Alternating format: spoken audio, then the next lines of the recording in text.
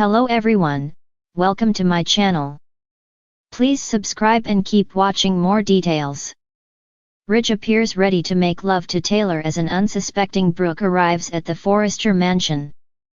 Today on The Bold and the Beautiful, Brooke swears Zen to secrecy, Ridge has a revelation, and Steffi updates Finn. All products and services featured are independently chosen by editors.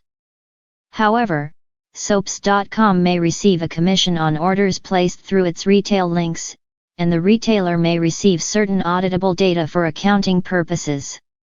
At the Forrester mansion, Ridge and Taylor discuss Brooke's big mistake. Taylor thinks it's hard to believe given how much she claims to care about him.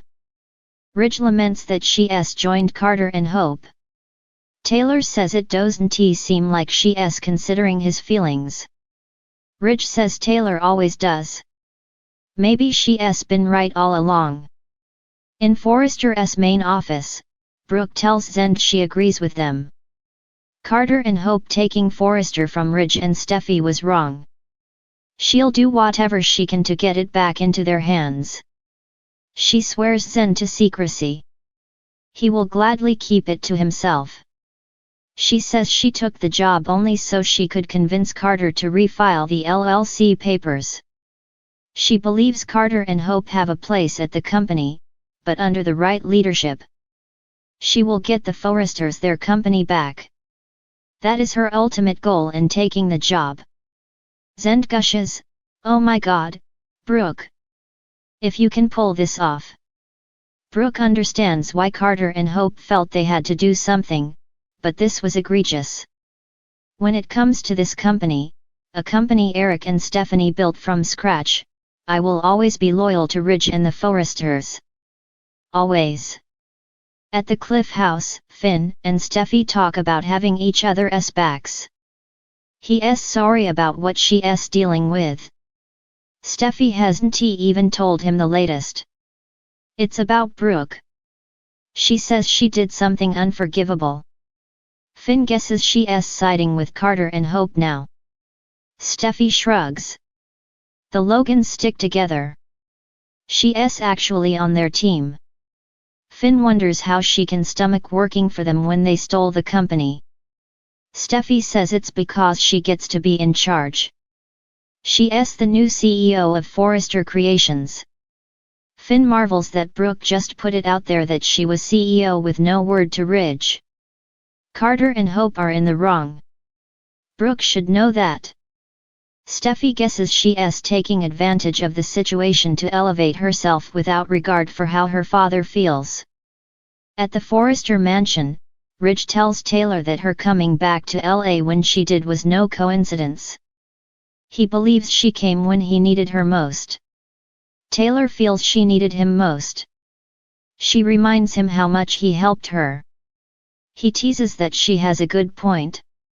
They laugh and then Ridge turns serious. Brooke knows what that company means to him. She should have been disgusted with her daughter, but she stood with them. I can't do this anymore, you were right all along. He moves close and looks into Taylor's eyes as he rubs her shoulder. At the Cliff House, Finn gives Steffi a massage and asks if he's erasing her problems. She sighs. My biggest problem, she might erase herself today. Finn asks, Brooke, Steffi can't imagine what she's thinking. She explains that her dad is staying at her granddad's house. If Brooke really cares about him, why wouldn't she go over there and say so? Instead, she double-crossed him. She thinks her father's finally had enough. Maybe he'll finally realize his true love is her mom. At the Forrester mansion, Taylor stammers, maybe we should, I know today's been emotionally challenging. Ridge steps back and muses that they should call it a night and face it all again tomorrow. Taylor reminds him he's not alone. She tells him if he can't sleep, he can call her anytime. Ridge chuckles, that's what I'll do. I'll call you. He grabs a bottle of booze and heads up the stairs. Taylor exhales and walks over to grab her purse. Hesitating, she looks up the stairs and thinks. At Forrester, Zen tells Brooke how appreciative Ridge will be when she gets the company back for them. He asks about her first move. Brooke has to go tell Ridge right away. She doesn't want him to mistake her motive.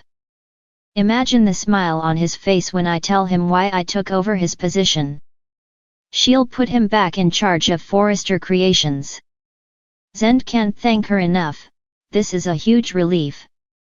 Brooke warns he needs to keep this quiet so that Carter doesn't find out what she's up to. She'll tell Ridge. He trusts me more than anyone. In his bedroom at the mansion, Ridge paces. He thinks about his close encounter with Taylor in the living room. Suddenly, he turns and she's standing there in the doorway with 2 glasses in her hand. Placing them on the bureau, she walks over to Ridge. They gaze into each other's eyes. Taylor muses, "Ridge, what you've been through tonight." He says it's made him realize how much he needs her in his life. Sometimes you have to hit rock bottom before you see what's right in front of you. I just want to love you. Taylor husks, "Then do it." They kiss. At the Cliff House, Steffi wants her parents to have that kind of connection and to be happy. Her dad's never going to get that with Brooke, but he can with her mom. Finn kisses her forehead. In Ridge's bedroom, he and Taylor continue to kiss and the mood turns more passionate as he nibbles her neck and the clothes start coming off. He lays her down on the bed and climbs on top of her as she smiles up at him. They kiss again and Taylor runs her hands over Ridge's arms and back. Outside, Brooke knocks on the door. "Ridge, I need to talk to you." Upstairs, Ridge and Taylor continue down the road to making love. At the Forrester mansion, the grand opulence of the estate loomed over the skyline like a timeless sentinel, its marble columns gleaming in the low light of the evening. Inside, the atmosphere was filled with a lingering sense of anticipation. Ridge Forrester, the man who had once been the epitome of control and precision, now found himself on the precipice of a decision that could change everything. His heart raced as he gazed at the woman before him, Taylor Hayes. The years had been kind to her, but it was her confidence, her presence, that struck him most tonight. Taylor's eyes met his, and there was an unspoken understanding between them. For years, they had been through so much together, their love, their pain, their losses, and their triumphs. But tonight, there was something different in the air. It was as if fate had drawn them together once more, and neither of them could deny the magnetic pull that had always existed between them. Ridge stood across from her, his broad shoulders tense, but his eyes softened as they traced the curve of her jaw. His hand twitched at his side, a movement that almost betrayed the calm composure he was trying to maintain. Taylor, ever the picture of grace and beauty, allowed herself a small smile. She could sense it too, the unspoken tension, the quiet yearning that had been bubbling beneath the surface for years. But she wasn't sure whether Ridge was ready to confront it. "Ridge," Taylor said, her voice low, almost a whisper, as if they were the only 2 people in the world. "Is this what you really want after all this time?" He stepped closer, his gaze intense, his breath shallow. The question hung between them like a delicate thread, fragile and yet capable of unraveling everything. His fingers hovered just above her skin, a mere inch away, as if daring himself to bridge the gap. Taylor's pulse quickened, the air thick with possibilities. She had loved him once, and she still felt that spark within her, but it wasn't just about love anymore, it was about something deeper, something that only they could understand. "I don't know if I'm ready, Taylor," Ridge admitted, his voice thick with emotion. "I don't know if I ever was, but I can't deny that what I feel right now is something I can't ignore." Before she could respond, a sound echoed through the hall, sharp and unmistakable, the unmistakable click of heels against marble floors. Both Ridge and Taylor froze, their eyes widening. They both knew who it was before they even had to look. Brooke Logan. The woman who had once been Ridge's world, the woman who still held a part of him despite everything. The one person who could shatter this fragile moment between them. The sudden intrusion of her presence felt like a cold wind sweeping through the room, dousing the warmth that had been growing between Ridge and Taylor. Brooke's silhouette appeared in the doorway, framed by the light from the grand chandelier above. Her eyes narrowed as she took in the scene before her, her gaze flitting between Ridge and Taylor. There was something unsettling about the way she stood there, poised, elegant, yet filled with an underlying tension. She had a way of demanding attention, and tonight, her presence was like a storm on the horizon. "I didn't expect to find you two here," Brooke said, her voice edged with a sharpness that betrayed her calm exterior. "What's going on?" Ridge's heart sank as he met Brooke's gaze. He could see the hurt there, the confusion, but also the glimmer of something else, something that said she knew, deep down, what was happening. This wasn't the first time Brooke had walked into a situation like this, and each time, it felt like the ground beneath Ridge was crumbling. "Brooke, this isn't what you think," Ridge began, his voice shaky, as he tried to steady himself. But the words felt hollow, meaningless. They were always the same words, repeated in 1,000 variations, and yet none of them ever seemed to truly convey what he was feeling. "Oh really?" Brooke's laugh was soft but laced with venom. "Then what exactly is it, Ridge? What's going on here? Because it sure looks like you're ready to pick up right where you left off with Taylor." She stepped into the room fully, her eyes now fixed on Taylor with a mixture of resentment and bitterness. How predictable. Taylor, ever the composed one, stood her ground. She wasn't here to fight over Ridge, not anymore.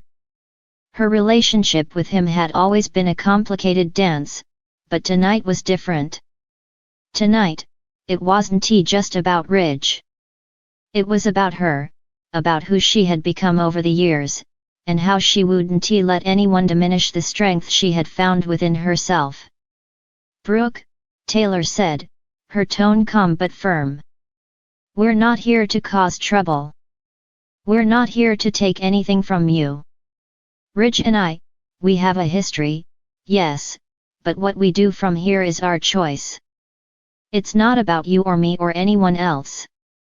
Brooke's eyes flicked back to Ridge, searching his face for the reassurance she desperately needed. But Ridge couldn't offer that. He couldn't offer Brooke any certainty. He was torn in two, caught between his past and the undeniable pull toward Taylor. What had once been so clear was now shrouded in uncertainty, and he was unsure whether he was ready to face the consequences of his decisions. Brooke's breath hitched, and for a moment, it seemed as though she might break down. But then, just as quickly, her expression hardened into a mask of indifference.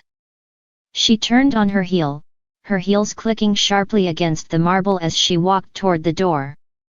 "You'll have to choose, Ridge," Brooke said, her voice thick with emotion, but her back was already turned to them.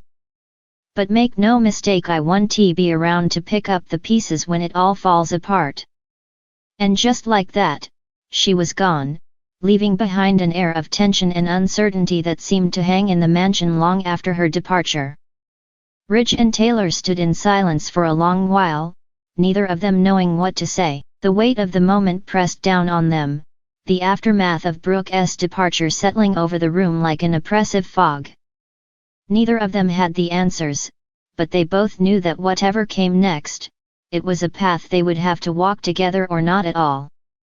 The house felt emptier now, quieter, as if it too was waiting for something to shift.